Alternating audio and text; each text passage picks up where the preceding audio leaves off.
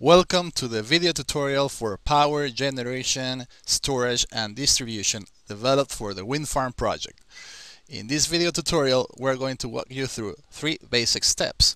First, charging a capacitor with wind turbines connected in parallel. Second, measuring voltage on capacitors. And third, supplying electricity to Echo City.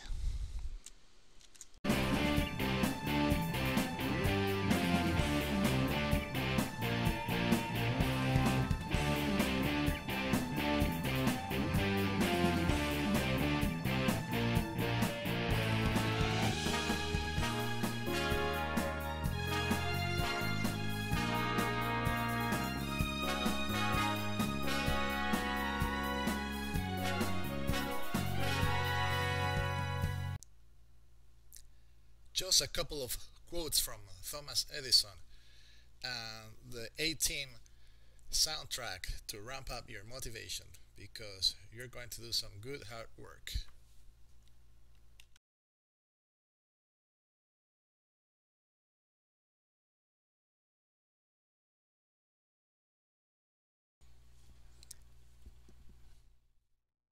Here we are operating two wind turbines connected in parallel.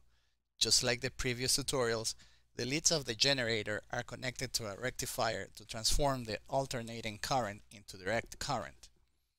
The positive and negative terminals from both rectifiers are connected in parallel using alligator clips to the corresponding positive and negative terminals of the capacitor. The positive terminal on the capacitor has three leads configured in sort of a V-shape, which makes it easy to connect to positive terminals of multiple wind turbines. In this particular wind farm, the red alligator clips are connected to the positive terminals from the rectifiers of the two wind turbines.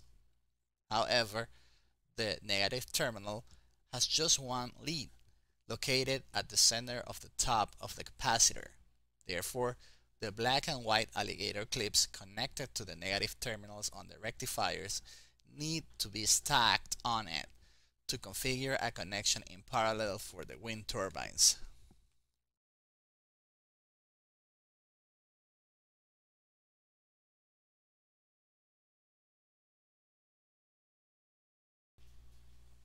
Whenever you need to stop or pause charging the capacitor, first disconnect the wires from the capacitor leads before you turn off the fans so that you avoid a reverse flow of electricity. Note that it would be helpful for you to pause charging in specific intervals, whether it's every 15, 20 or 30 minutes, so that you can keep track of the increasing voltage on your capacitor. You can measure voltage on the capacitor very easily by connecting its positive and negative terminals using alligator clips to the corresponding terminals on the voltmeter. Here, we're measuring voltage on an almost depleted capacitor. As you can see, the display is registering 0.04 volts. Now, we are measuring voltage on a capacitor already charged by our wind farm. This time, the voltmeter is registering 2.62 volts. Next, let's do a quick review of electric circuit fundamentals. On the screen, you can see a few symbols commonly used to represent components of electric circuit diagrams: wire, resistor, light bulb, capacitor, and switch.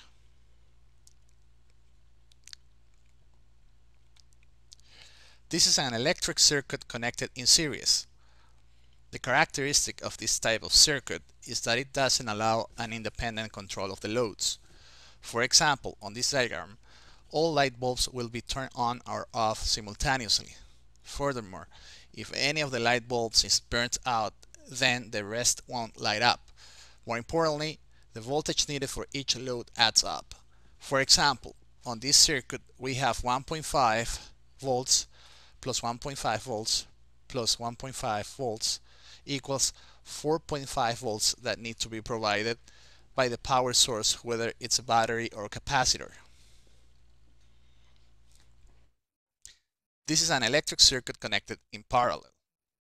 This type of circuit allows an independent control of the loads. For example, on this diagram, each light bulb can be turned on or off without affecting the connection of the rest. Also, the voltage of the loads doesn't add up on the circuit, so the constraint in the circuit is the load with the highest voltage requirement. On this diagram, all light bulbs have the same voltage requirements, 1.5 volts. That will be provided by a capacitor or battery. Now, do you think that the voltage constraint would be altered if we added a fourth load in parallel, which has a requirement of 2 volts? If you said yes, you are correct. Now the power source has to provide at least 2 volts as well. Now let's say that in each parallel branch you have 2 or more loads connected in series. In this case, the voltage of each branch is the sum of the voltage of its loads connected in series. For example, if you had 2 light bulbs requiring 1.5 volts on any branch, then the voltage required for that branch is 3 volts.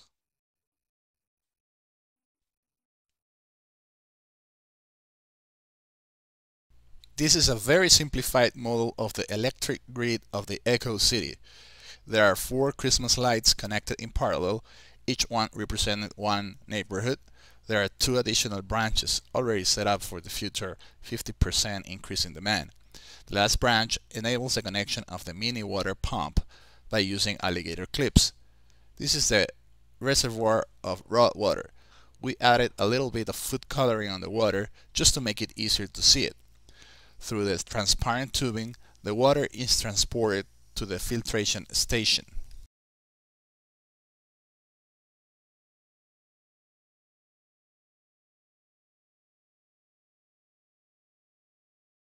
We use alligator clips to connect the capacitor, which is our power source, to the electric grid.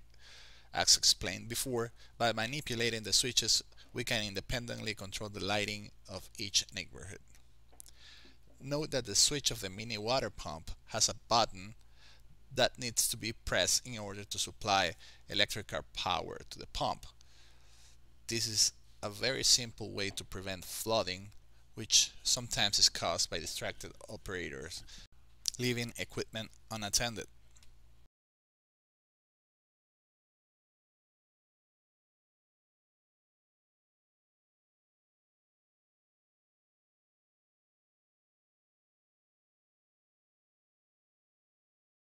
As you can see on the screen, the water is flowing toward the filtration station, and after being filtered, the water is finally collected at the lower level container.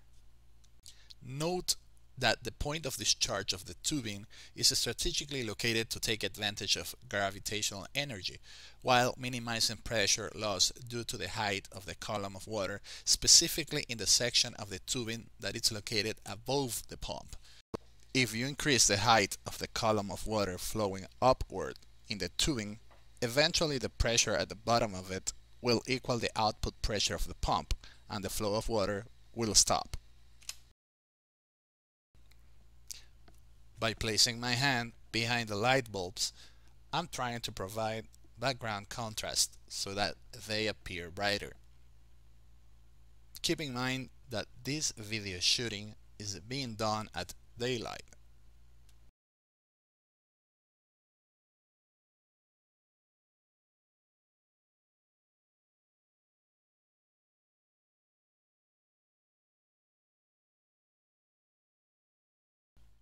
You can see now that the raw water has been successfully transported and filtered in the water treatment plant. Thanks for listening to this collection of video tutorials developed for the wind farm project.